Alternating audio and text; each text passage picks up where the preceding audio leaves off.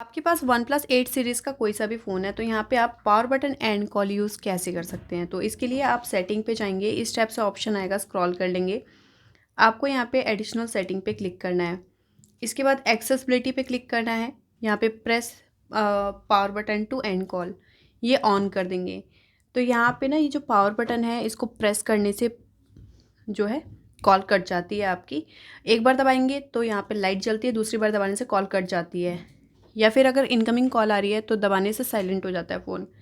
तो इसका यूज़ इसलिए होता है। तो जो डिसेबल पर्सन होते हैं वो स्क्रीन को देख नहीं पाते हैं, टच नहीं कर पाते प्रॉपर, तो वो इससे यूज़ कर सकते हैं पावर बटन एंड कॉल। अगर किसी को बंद करना है, पावर बटन एंड कॉल से प्रॉब्लम हो रही है, तो यहाँ पे सेम उसी ऑप्शन पे जाना है, इसको बंद कर देंगे। तो ये सिर्फ लाइट जलाने के लिए यूज़ होगा बटन। इसी टाइप की इंटरेस्टिंग वीडियोस के लिए आई बटन पे क्लिक कर लेंगे। वीडियो पसंद आई लाइक शेयर सब्सक्राइब ज़रूर कीजिए।